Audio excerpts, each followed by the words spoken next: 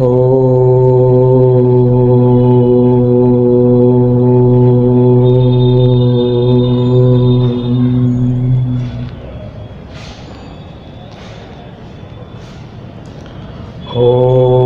नमो भगवते सर्वदेवदेवी स्वरूपाय श्रीरामकृष्णाय नमः। अवतार वरिष्ठ श्री गुरु महाराज भगवान श्री राम कृष्ण देव की जय।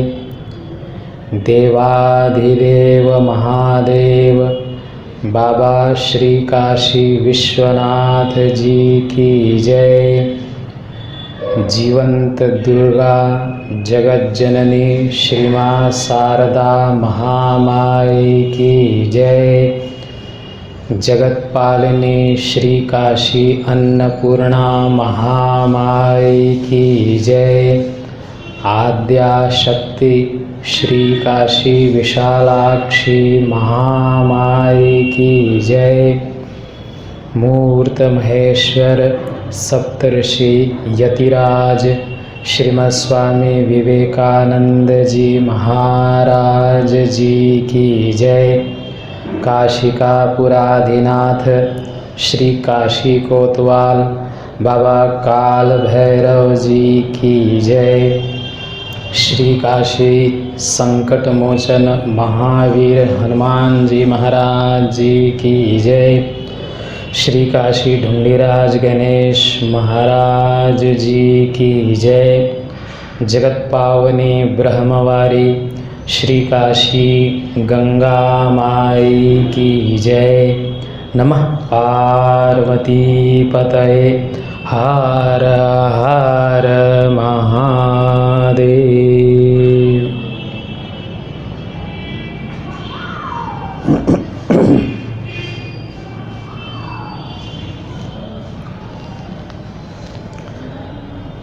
भगवत स्वरूप एवं भगवती स्वरूपा समस्त श्रोताओं को मेरा श्रद्धापूर्वक प्रणाम।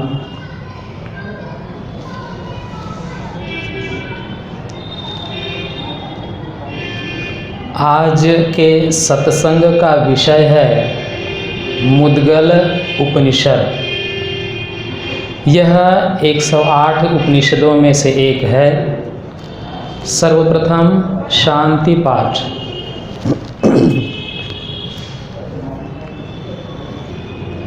श्री गुरुभ्यो नमः। हरि ओम। वांग में मनसि प्रतिष्ठिता मनो में वाचे प्रतिष्ठितम् आविराविर्मयेधि। वेदस्य मणिस्थ श्रुतं मे मा प्रहासीरनेनाधीतेनाहोरात्रान् संदधाम्यर्हितं वदिष्यामि सत्यं वदिष्यामि तन्मामवतु तद्भक्तारमवतु अवतु मामवतु भक्तारमवतु भक्तारम्। ॐ शान्ति शान्ति शान्तिः। हरिः ओम्।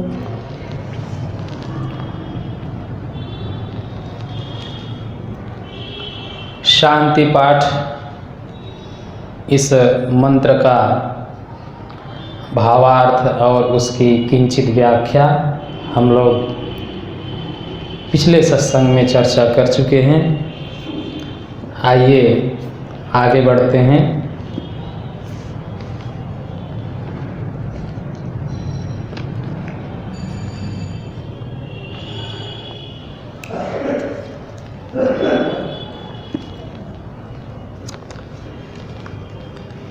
मुद्गल उपनिषद में मुख्य जो विषय वस्तु है वह है पुरुष सूक्तम। पुरुष सूक्तम में जो वर्णन किया गया है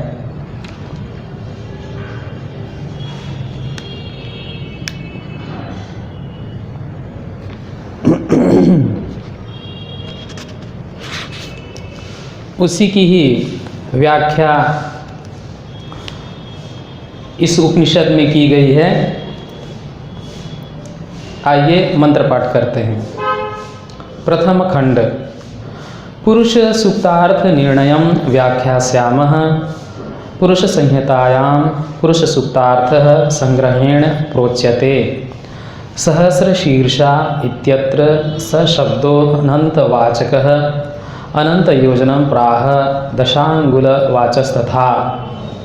तस्य प्रथमया विष्णोर्देशतो व्याप्तिरितिता, द्वितीयया चास्य विष्णोः कालतो व्याप्तिरुच्यते। विष्णोर्मोक्षप्रदत्वं च कथितं तु तृतीयया। एतावानिति मंत्रेण वैभवं कथितं हरेः। अर्थात अब पुरुष सूक्त द्वारा प्रतिपादित अर्थ निर्णय का विवेचन किया जाता है। भगवान वासुदेव ने इंद्र के प्रति इसे कहा था। पुरुष संहिता में इसकी संक्षिप्त व्याख्या इस प्रकार है। सहस्र शीर्षा में सहस्र शब्द का अर्थ अनंत है। दशांगुलम पद भी अनंत का सूचक है। सहस्र शीर्षा में भगवान विष्णु को सब काल व्यापी कहा है। द्वितीय मंत्र भगवान विष्णु को सर्वकाल व्यापी कहता है। तृतीय मंत्र विष्णु के मोक्ष देने वाला होने का प्रतिपादन करता है। इसमें भगवान श्री हरि के वैभव का वर्णन है। इस प्रकार हम देखते हैं कि यह जो उपनिषद है मुद्गलोपनिषद, उसमें ये जो मंत्र हमने अभी पढ़ा, उसमें कुछ शब्दों पर हम लोग विशेष ध्यान देने का प्रयास करेंगे। जब हम पुरुष सूक्तम का पाठ करते हैं तो उसमें शुरू में ही आता है सहस्र शीर्षा पुरुषः सहस्राक्षः शशपात सभूमिं विश्वतो वृत्वा अत्यतिष्ठ दशांगुलम। तो यहाँ यही कहा गया है कि जो सहस्र शब्द का अर्थ यहाँ है अनंत, और उसी प्रकार दशांगुलम शब्द है, उसमें उसका भी अर्थ वही है, अनंत योजन सर्वव्यापी। तो हम इन शब्दों का अर्थ अगर हम गहराई से चिंतन करने का प्रयास करें तो हम देखेंगे कि कैसे इसकी जो विषय वस्तु है वो उपनिषद के सार को हमको बताती है। हम लोग ये शब्द लेते हैं अनंत। अनंत शब्द बना है नई उपसर्ग बहुब्रीहि समास है इसमें। अनंत अर्थात न अंत, नास्ति अंतो यस्य, जिसका अंत ना हो, अंतरहित, अपरिमित, निस्सीम, परब्रह्म, विष्णु, ऐसे बहुत सारे इसके अर्थ हैं। तो ये जो अनंत हैं असीमित हैं, इनकी कोई सीमा नहीं है, इनको ये अपरिमित है, इनको मापा नहीं जा सकता। तो ये जो पुरुष हैं उनको कहा गया कि ये अनंत हैं। अब हम लोग अगर इसका विरुद्ध अर्थ लें तो हमको समझने में सुविधा होगी कि अनंत क्या हुआ। अनंत का अर्थ विरुद्ध अर्थ हुआ शांत, स अंत, जिसका अंत हो। अब जिसका अंत हो उसकी धारणा करने में हम लोगों को सुविधा है। अनंत की धारणा करने के लिए अगर हम शांत को समझ लें, उसके विरुद्धार्थ को समझ लें, तो हमको समझ में आएगा कि उससे परे जो है वो अनंत है। तो तीन मापदंडों पर हम देखते हैं, देश, काल, पात्र। देश में अगर देखें तो स्थान है, नगर है, ग्राम है, राज्य है, नदी है, पहाड़ है, ये सब एक स्थान विशेष में है और ये सीमित हैं। तो इसका विरुद्ध क्या कह रहे हैं कि इसकी कोई सीमा नहीं है। तो जो कुछ भी हमको दिखाई दे रहा है उससे परे की वस्तु, माने ये जो स्थान है उसको हम और बड़ा करते जाएं और बढ़ाते जाएं और बढ़ाते जाएं। जैसे एक शहर है या नगर है या देश है, उसको और विस्तार कर देते जाइए आप। इतना विस्तार दीजिए, इतना विस्तार दीजिए कि अत्यंत विशाल, कि जिसकी कोई सीमा ना हो, तो वो अनंत हो जाएगा। वैसे ही काल में हम लोग जो धारणा कर सकते हैं वो है त्रिकाल, 3 काल, वर्तमान काल, भूतकाल, भविष्य काल। ये भी सीमित है, इसका एक समय है। जैसे अभी वर्तमान काल है, जैसे ये बीत गया ये भूतकाल कहलाया, और जो अभी नहीं आया है वो भविष्य काल कहलाया। तो इसकी तो हमको धारणा होती है कि जैसे अभी आज अमुक तारीख है, आज ये है, कल जो बीत गया वो ये है। लेकिन इसी में अगर हम इसको विस्तार दे दें तो यही काल की दृष्टि से अनंत हो जाएगा, जो तीनों कालों में हो। पुरुष कौन? जो वर्तमान में भी हो, भूतकाल में भी हो, भविष्य काल में भी हो, जो हर समय हो, हर क्षण हो, वो पुरुष है। वैसे ही अगर पात्र की दृष्टि से देखें तो पात्र में मान लीजिए जीव देख लेते हैं, तो जीव क्या है? वो भी सीमित है, नाशवान है, नश्वर है।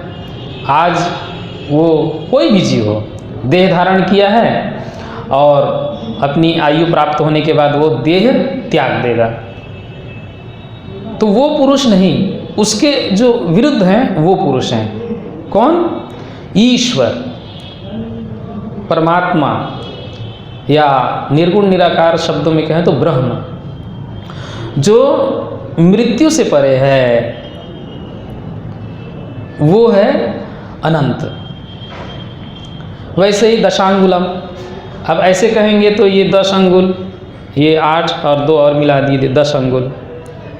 लेकिन ये 10 अंगुल एक प्रतीकात्मक है, वास्तव में दशांगुल का मतलब है अनंत, सर्वव्यापी। कैसे? तो वो प्रसिद्ध उदाहरण हम लोग सभी लोग जानते हैं। भगवान वामन अवतार हुआ, राजा बलि के पास वो गए, ब्राह्मण के रूप में, एक वामन बटुक के रूप में गए, और उनके पास जाके वो मांगते हैं, ब्राह्मण के रूप में जाके दान मांगते हैं। तो क्या चाहिए? 3 पग भूमि चाहिए। अब सुनने में कोई भी सुनेगा लगेगा 3 पग भूमि देने में क्या है। सामान्य रूप से अगर किसी से कोई मांगे भाई 3 पग हमको ज़मीन दीजिए, तो 3 पग ज़मीन ले लो, 3 पग ज़मीन। लेकिन भगवान जब वो वचन दे देते हैं, संकल्प ले लेते हैं, वचन दे देते हैं, उसके बाद जो वो विराट रूप धारण करते हैं वामन भगवान, इतना विशाल रूप कि 2 पग में ही तीनों लोग नाप दिए, 2 पग में ही। अब उनको कहते हैं राजा बलि को कि भाई आप तो 3 पग बोले थे, तो अभी तो 1 पग बाकी है, अब मैं तीसरा पग कहाँ रखूं? तो बोले प्रभु आप मेरे सिर में रखिए। तो कहने का मतलब ये वही अर्थ यहाँ भी है। दशांगुलम जो कहा जा रहा है वहाँ यही बात यहाँ भी है कि सर्वव्यापी हैं, अनंत हैं। अब इसको हम और गहराई में समझें कि जो सर्वव्यापी है वह केवल एक ही हो सकता है ना। अगर कोई भी सर्वव्यापी है, कोई पुरुष है, वो अगर सर्वव्यापी है तो वो एक ही हो सकता है, 2 कैसे सर्वव्यापी होगा? ऐसी 2 वस्तुएं हो ही नहीं सकती जो एक ही समय सर्वत्र विद्यमान हो। जिसको भी अगर हम सर्वव्यापी कहें, कोई भी पुरुष हो, तो वो केवल वो ही रहेंगे, उनकी जगह कोई दूसरा नहीं हो सकता। अच्छा, तो फिर अब हमारे मन में प्रश्न ये उठेगा कि फिर ये सब हम जो सुनते हैं, ये सब देवी देवता, ये सब क्या है? अगर पुरुष ही सर्वव्यापी है तो ये जो अवतार हैं, जितने इस देवी देवता हैं, दूसरे धर्मों में भी जो देवता की महापुरुषों की अवधारणा की गई, वो सब क्या हैं? वो हैं उन्हीं के ही रूप, माने वे ही हैं। एक पुरुष ही सब कुछ हुए हैं, केवल नाम और रूप भले ही अलग अलग हो गया है। नहीं तो ऐसा कैसे होगा? चाहे आप उनका नाम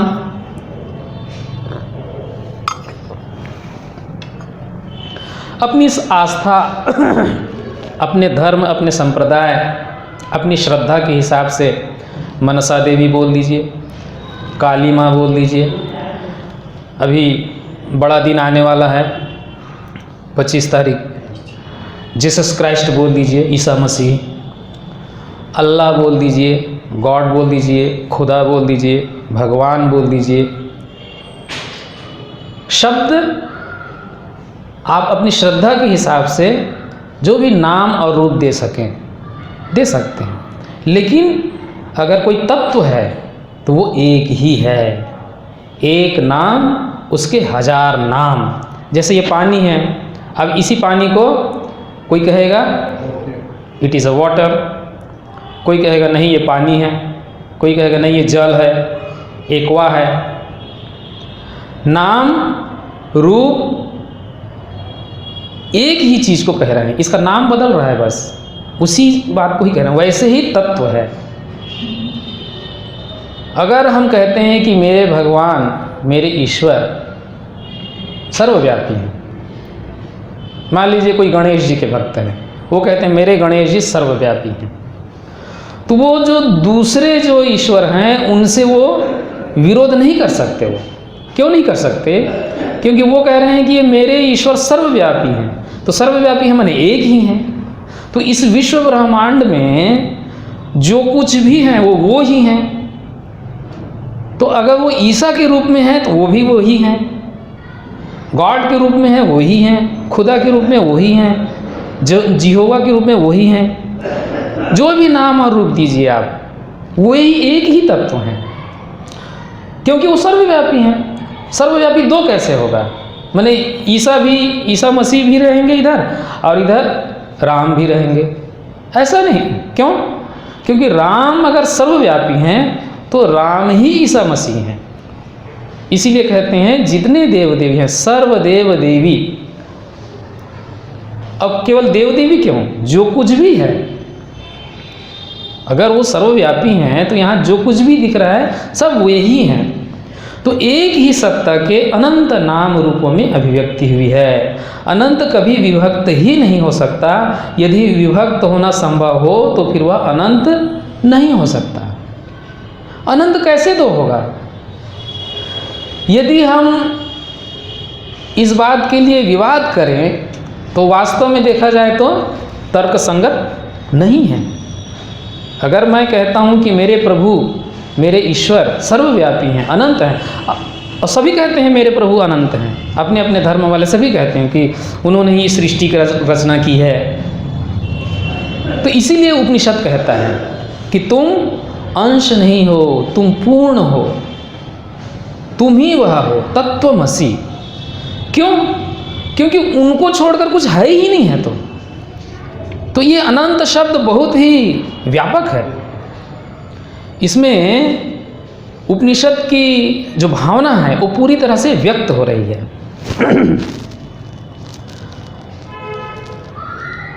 अब ये जितने अलग अलग नाम रूप हैं उसमें आपस में जो प्रेम है उसका मूल आधार क्या है? माने हम प्रेम क्यों करते हैं? हम किसी से प्रेम क्यों करें? किसी मनुष्य से या किसी से भी हम प्रेम क्यों करें? हम घृणा क्यों ना करें? इसलिए क्योंकि वो और मैं दोनों अभिन्न हैं, एक ही सत्ता हैं, इसलिए प्रेम करना है। अब ये प्रेम जो है सहज है, स्वाभाविक है। कैसे सहज स्वाभाविक है?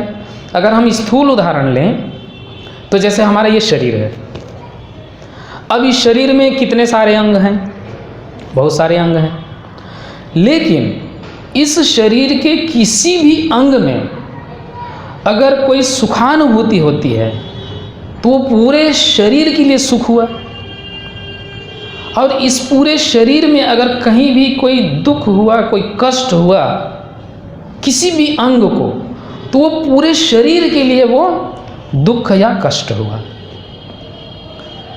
तो अब ऐसे थोड़ा कल्पना करके हम देखें कि ये जो अंग हैं हमारे आपस में अगर झगड़ने लगे, जैसे हम लोग झगड़ते हैं, एक मनुष्य दूसरे से झगड़ता है, क्यों झगड़ता है? वो कहता है तुम मेरे से अलग हो, उस अपने से उसको अलग मानता है, तभी तो उससे झगड़ता है। अब वैसे ही मान लीजिए हमारे शरीर के अंग जो है आपस में झगड़ने लगे, तो क्या होगा?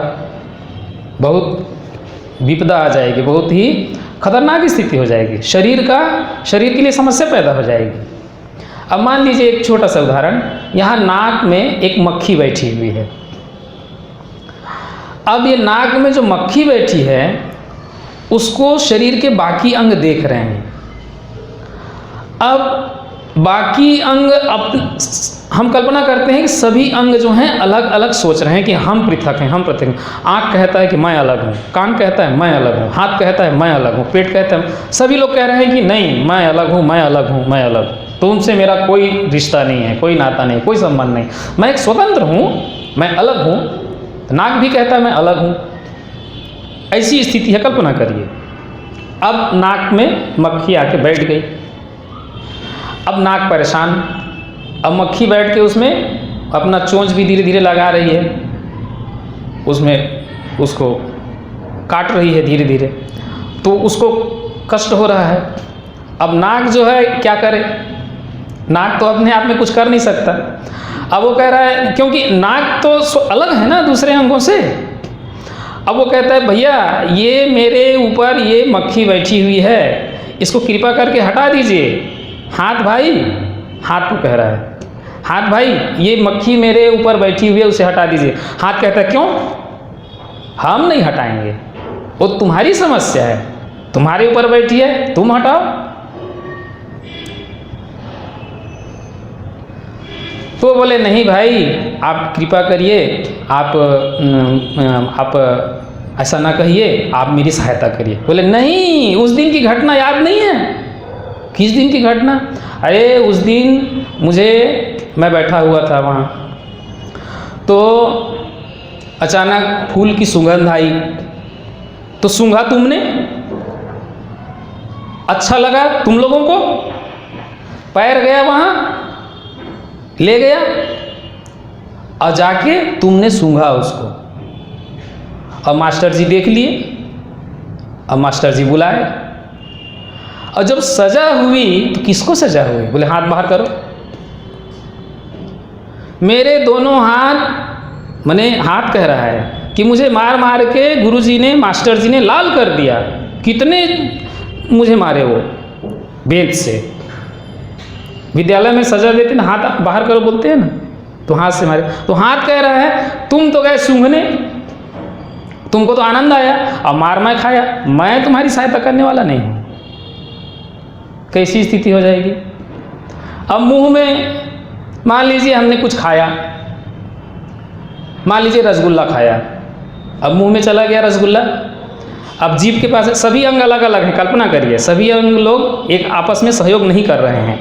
अब वो जैसे ही मुंह में गया, अब जीभ जो है कह रहा है अब मैं नहीं देने वाला हूँ, ये मेरे पास ही रहेगा। अब वो कैसी विचित्र स्थिति हो जाएगी। अगर वो कहते कि मैं आगे नहीं, मैंने अच्छा दांत कहे मैं चबाऊंगा नहीं, ये निगलूंगा नहीं, तो क्या हो जाएगा? हम लोगों की हालत खराब हो जाएगी। लेकिन देखिए कितना सुंदर समन्वय है हम लोगों का, ये जो शरीर के जो अंग हैं कितना सुंदर समन्वय है। हम लोग बातें करते रहते हैं, पता भी नहीं रहता है हम लोगों को। आप कई बार देखिएगा मच्छर यहाँ आके बैठ के काट रहा है, हम लोगों को मालूम नहीं, हमारा ध्यान दूसरे तरफ है, लेकिन वहाँ से सूचना चली गई, देखो वहाँ मच्छर आया है और वहाँ काट रहा है, और हाथ जाके कैसे भी करके वो ऐसे जाके उसको भी नहीं मालूम कि क्या है वहाँ पर, लेकिन जाके उसको खुजलाएगा, वो चला जाएगा वहाँ से मच्छर। तो ऐसी ही समस्त सृष्टि जो है वो एक व्यवस्थित रूप से चल रही है, लेकिन हम लोग अज्ञान के कारण क्या सोचते हैं, नहीं मैं कर रहा हूँ। हम लोग सोचते हैं कि मैं करता हूँ, मैं करने वाला हूँ। तो ये हम लोगों का अज्ञान है और इसी के कारण हम लोगों को कष्ट होता है। दुनिया में जितने भी प्राणी हैं, रेंगते हुए छोटे से छोटे कीड़े से लेकर उन्नत से उन्नत जीव तक सब एक ही आत्मा है। यद्यपि उनका जो शरीर है वो भिन्न भिन्न है, अलग अलग है। जितने भी प्राणी हैं सब एक ही हैं, केवल नाम रूप उनका अलग है।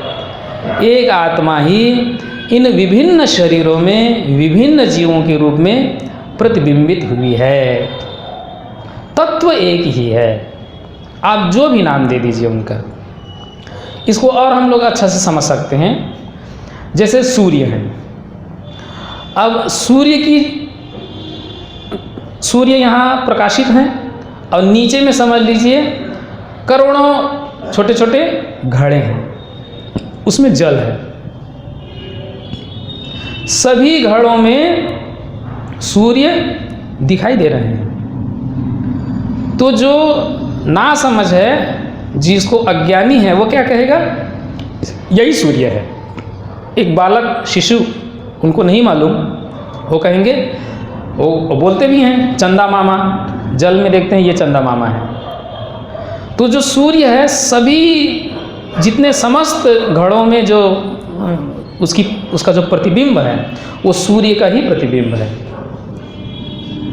लेकिन वास्तव में क्या वो सूर्य है?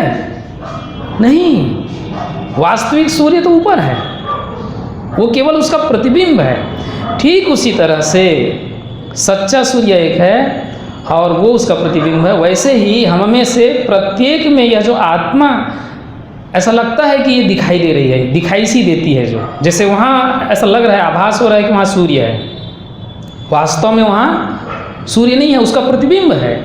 वैसे ही हम में से प्रत्येक में यह जो आत्मा दिखाई सी देती है वह उस परमेश्वर का केवल प्रतिबिंब है, इसके अतिरिक्त और कुछ नहीं। वास्तविक सत्ता जो इन सबके पीछे है एकमात्र परमेश्वर ही है, उसमें हम सब एक हैं। इस विश्व में आत्मा एक ही है, वह तुम में और मुझ में है, वह केवल एक ही है, एक ही सत्ता है। इसी बात को उपनिषद बार बार विभिन्न शब्दों में, विभिन्न श्लोकों में, विभिन्न मंत्रों के माध्यम से इसी बात को बार बार कह रहे हैं। ब्रह्म सत्यम जगन मिथ्या। तो क्यों जगत मिथ्या है? क्योंकि जगत नाशवान है, नश्वर है, समय जो है परिवर्तनशील है, यह जो शरीर है वह मरणशील है, इसीलिए यह जगत मिथ्या है। और ब्रह्म क्या है? सत्य है। क्यों?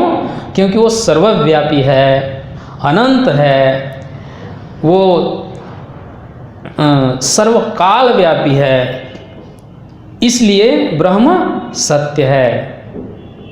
और इसीलिए कहा गया है जीव ब्रह्मैव नापरः। वही बात फिर से आ रही है, अनंत है ना। अगर यदि ब्रह्म अनंत है तो फिर ये जीव इतने दिख रहे हैं, ये क्या है फिर? अरे वो ही तो हैं, ब्रह्म ही तो जीव हुए हैं। जीव ब्रह्मैव नापरः नेह नानास्ति किंचन। ये जो अलग अलग दिख रहा है हम लोगों को, वो हमारे अज्ञान के कारण दिख रहा है, वास्तव में अलग अलग नहीं है। यही बात उपनिषद बार बार अलग अलग मंत्रों के द्वारा, एकमेवा द्वितीयम, एकम एव। तो अगर इतना ही कहते तो एक के बाद फिर दो आता है। अगर कहते कि ब्रह्म एकम एव, एक ही है, तो उसके बाद दो आता है, इसीलिए कहे अद्वितीयम, दूसरा नहीं। अर्थात सर्वव्यापी है वो, अनंत है वो। तो उसमें हम भी हैं, आप भी हैं, सब कुछ जो कुछ भी हम देख रहे हैं वो सब कुछ है। परंतु क्या होता है, अज्ञान और भ्रम के कारण हम अपने आप को परमात्मा से अलग समझते हैं। ठीक वैसे ही जैसे यदि हमारे शरीर के अंग अलग अलग समझने लगें तो क्या होगा, दुख की सृष्टि होगी, कष्ट का अनुभव करेंगे हम लोग। हम एक ही हैं, पूरा जो विश्व ब्रह्मांड है उसमें सब कोई एक ही है, अलग पृथक सत्ता कुछ भी नहीं है। तो जब तक हम इस बात को अनुभव नहीं करेंगे, जब तक हम स्वयं को ईश्वर से पृथक सोचेंगे, तब तक संसार में दुख और क्लेश बना रहेगा, आप में, मुझ में, किसी में भी हो। अगर कोई ये सोचता है, यदि परमात्मा से अपने आप को पृथक समझता है कोई भी जीव, तो वो दुख का कारण है उनके लिए। इसीलिए भगवान कहते हैं, गीता में भगवान कहते हैं, ईश्वरः सर्वभूतानां हृद्देशेर्जुन तिष्ठति भ्रामयन् सर्वभूतानि यंत्रारूढ़ानि मायया। माया के द्वारा ये जो भगवान है, ईश्वर हैं, सर्वभूतों के हृदय में हैं, माने सब जगह विराजमान है। वो केवल मनुष्य नहीं कह रहे हैं, ईश्वर सर्व मनुष्याणाम नहीं कहा भगवान ने, सर्वभूता नाम का है। भूत माने जीव, जितने भी जीव हैं सबके हृदय में, चाहे एक चींटी हो, चाहे एक पतिंगा हो, चाहे कोई भी जीव हो, सबके हृदय में ईश्वर हैं, विराजमान हैं। और भ्रामयन् सर्वभूतानि, सभी जीवों को, सभी भूतों को मैं घुमा रहा हूँ। कैसे घुमा रहा हूँ, यंत्रारूढ़ानि मायया, माया में बैठ के यंत्र को जैसे घुमाते हैं हम लोग, चलाते हैं मशीन को, यंत्र को, वैसे ही ये माया के द्वारा भगवान जीवों को चला रहे हैं। अच्छा, माया को अगर परिभाषित करें तो या, उसको अगर हम विरुद्ध इसका उच्चारण करें, या माँ जो नहीं है, या माँ जो नहीं है, लेकिन हमको लगता है कि ये हैं। यही हम लोगों का अज्ञान है, इसी को ही हमको दूर करने का प्रयास करना है। ईशावास्य उपनिषद में भी कहते हैं, ईशावास्यम इदम सर्वम यत् किंच जगत्याम जगत, यत् किंच जगत्याम जगत, इस जगत में यत् किंच जो कुछ भी है, जड़ चेतन चर अचर, जो कुछ भी, यत् किंच, वो सब कुछ ईश्वर से व्याप्त है। कैसे व्याप्त है, अन्य जगह कहा गया है ओतश्च प्रोतश्च, माने ओत प्रोत रूप से व्याप्त है। एक उदाहरण देते हैं कि जैसे मक्खन मिला हुआ है, दूध में घी मिला हुआ है, हम अलग से उसको नहीं देख सकते। जो उसमें मक्खन मिला है, घी मिला हुआ है, वो पूरी तरह से उसमें ऐसे समाया हुआ है दूध में कि हम पृथक करके उसे नहीं देख सकते। एक प्रक्रिया है, उस प्रक्रिया का पालन करते हुए जब हम घी निकालेंगे तभी हम उसको देख पाएंगे, उसके पहले नहीं। वैसे ही ईश्वर हैं, हम लोगों में ओत प्रोत भाव से समाहित हैं, व्याप्त हैं। तो वही जो निर्गुण निराकार ब्रह्म है, वही सगुण ब्रह्म के रूप में आते हैं, वे ही पुरुष हैं, वे ही नारायण हैं। और वे नारायण ही वर्तमान युग में स्वामी विवेकानंद जी के शब्दों में अवतार वरिष्ठ भगवान श्री राम कृष्ण देव हैं। हम सभी जानते हैं कि श्री राम कृष्ण देव नारायण के अवतार हैं। कैसे जानते हैं हम लोग? वह उनकी जीवनी हम लोगों ने पढ़ा, उसमें गया धाम आए थे उनके पिताजी, नारायण स्वयं आए उनके स्वप्न में, आके बोलते हैं कि मैं पुत्र के रूप में जन्म लूँगा। उसके बाद उनका जन्म हुआ, इसीलिए उनके पिताजी ने उनका नाम गदाधर रखा, गदाई, बाल्यकाल में उनका नाम गदाई, गदाधर। तो वही जो अनंत ब्रह्म हैं, वे ही शांत, क्यों? क्योंकि उसकी धारणा करना हम लोगों के लिए कठिन है, इसलिए वो सगुण साकार रूप में आते हैं, भगवान श्री राम कृष्ण के रूप में। इसी को एक श्री राम कृष्ण षटकम लिखा है इन्होंने, प्रमदादास मित्र जी हुए हैं। आप सब लोग जानते हैं स्वामी विवेकानंद जी के पत्रावली जब हम पढ़ते हैं तो प्रारंभ में बहुत सारे पत्र हैं स्वामी विवेकानंद जी प्रमदादास मित्र जी को लिखे हैं, बहुत श्रद्धा से उन्होंने उनको लिखा है। और यहीं रहते थे, वो वाराणसी में रहते थे और वो प्रकांड विद्वान थे, वो संस्कृत के बहुत बड़े विद्वान थे। तो उन्होंने श्री रामकृष्ण षटकम लिखा है, उसमें वो कहते हैं विशुद्ध विज्ञानम अगाध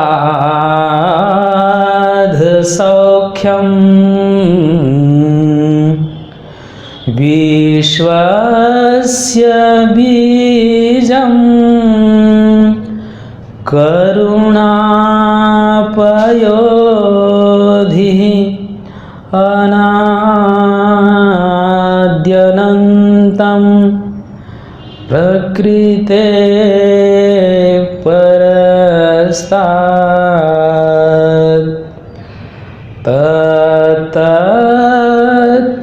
तत्त्वमेकं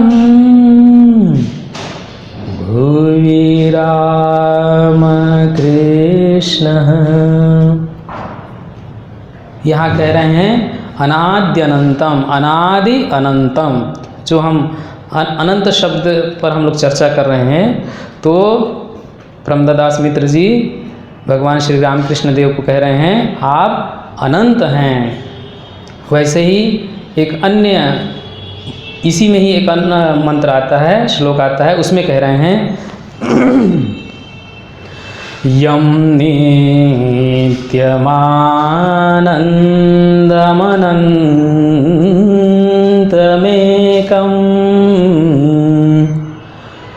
शिवेति नाम्ना श्रुतयो गृह्णन्ति तस्यावतारो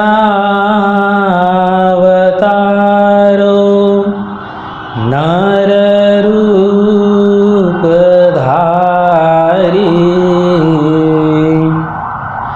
कृपा सुधाब्धिर्भुवि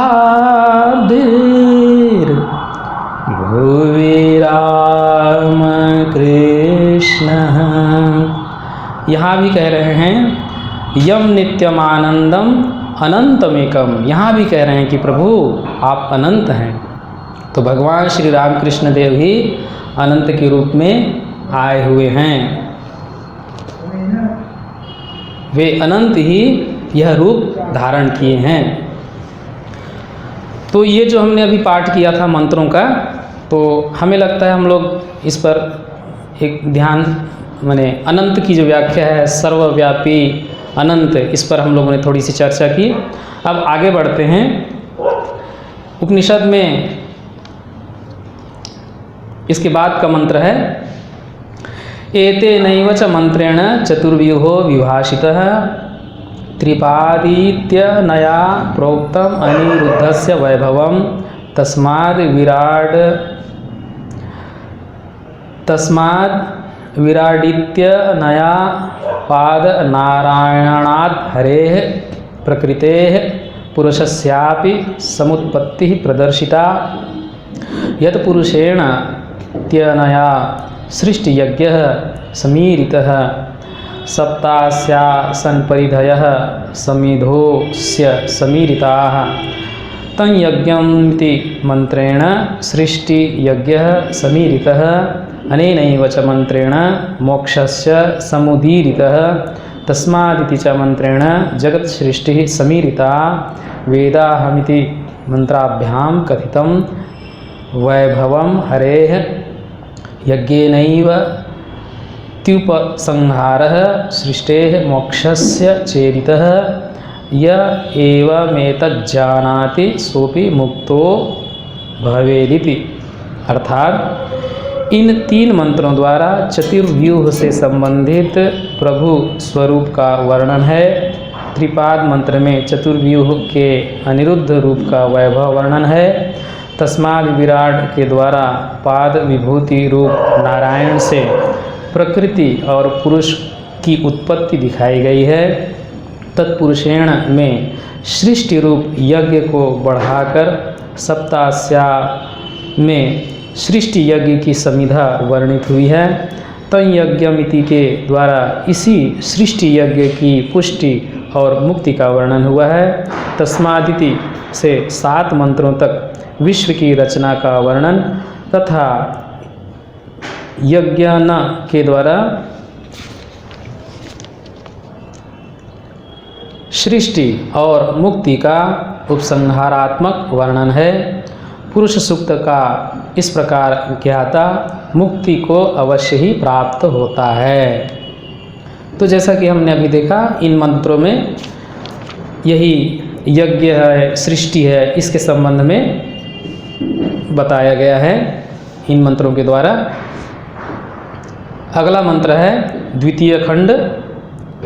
अथ तथा मुद्गलोपनिषदि पुरुष सूक्तस्य वैभवं विस्तरेण प्रतिपादितं वासुदेव इंद्राय भगवत ज्ञानमुपदिश्य पुनरपि सूक्ष्म श्रवणाय प्रणतायेन्द्राय परम रहस्य भूते पुरुष सूक्ताभ्यां खंडद्वयाभ्याम उपादिशत्। द्वौ खंडौ उच्यते यो अयम उक्तः, अर्थात मुद्गल उपनिषद के प्रथम खंड द्वारा पुरुष सूक्त के जिस वैभव का प्रतिपादन हुआ, भगवान वासुदेव ने उसी ज्ञान का उपदेश सूक्ष्म तत्व ज्ञान की प्राप्ति के निमित्त नम्रतापूर्वक शरणागत इंद्र की पुरुष सूक्त के 2 खंडों में दिया है। स्पष्ट है, भगवान वासुदेव इंद्र उनके पास आए थे तो उनको उपदेश कर रहे हैं पुरुष सूक्त का। द्वौ खंडा उच्यते यह अयम उक्तः स पुरुषो नाम रूप ज्ञानागोचरम संसारिणामति दुर्गेयम विषयम विहाय क्लेशादिभिः संक्लिष्ट देवादि संजिहीर्षया सहस्रकलावयव कल्याणम दृष्टिमात्रेण मोक्षदम वेशम आददे। तेन वेशेण भूम्यादिलोकम व्याप्यानंत योजनमत्यतिष्ठत्। पुरुषो नारायणो भूतं भव्यं भविष्यत् च आसीत्। स एषा सर्वेषां मोक्षदश्चासीत्। स च सर्वस्मान् महिम्नो ज्यायान् तस्मान्न कोपि ज्यायान्। अर्थात पुरुष सूक्त के 2 खंड बताए गए हैं। उनमें जिस पुरुष का वर्णन हुआ है वह नाम रूप ज्ञान से परे होने के कारण विश्व के प्राणियों के जानने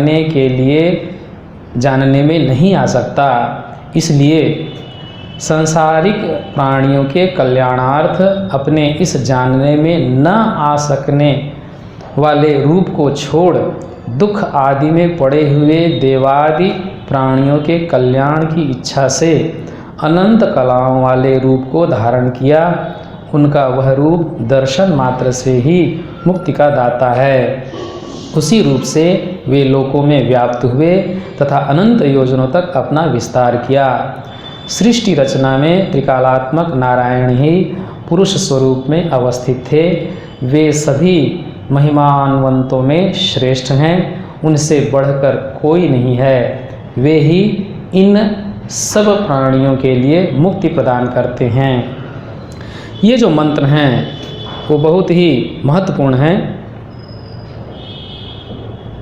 हम लोगों का समय कितने बजे तक है? 5 बजे तक। अच्छा, समय हो गया? ओह अच्छा। तो यहाँ बहुत सारी बातें हम लोग इस पर चर्चा कर सकते हैं कि भगवान जो हैं, जो अनंत हमने अभी कहा, हम लोगों ने जो इसमें पाठ किया, तो वो जो अनंत हैं वो कैसे शांत होते हैं। माने स अंत वाले होते हैं। जो निर्गुण निराकार ब्रह्म है वो कैसे सगुण साकार रूप धारण करते हैं, इस संबंध में यह मंत्र बहुत ही सुंदर है। इस पर विशेष चर्चा की आवश्यकता है। अभी तो आज का समय हो गया है, हम लोग प्रयास करेंगे अगली चर्चा में इसको लेने का। इसमें ये जो बातें उपनिषदों में कही गई हैं वो कैसे आधुनिक युग में भगवान श्री रामकृष्ण देव ने करके दिखाया अपने जीवन के माध्यम से, और उनके साक्षात शिष्यों ने भी जो दिखाया, यह बहुत ही रोचक, ज्ञानवर्धक और प्रेरणादायक ये प्रसंग है। इस पर हम लोग चर्चा करेंगे। आज यहीं वाणी को विराम देते हैं क्योंकि समय हो गया है। कितना 5 बजे तक रहता है ना? हाँ, समय हो गया। नहीं, ये समय वैसे 5 बजे तक है ना? हाँ, तो ठीक है, समय हो गया है तो अब भैया जय बोलेंगे, उसमें भी समय हो जाएगा। ठीक है, 5 तो बज ही गया। ठीक है, तो अगली चर्चा हम लोग इस पर करेंगे। ये बहुत ही सुंदर विषय आ रहा है। अगला जो विषय है इस पर हम लोग अगली बार चर्चा करेंगे।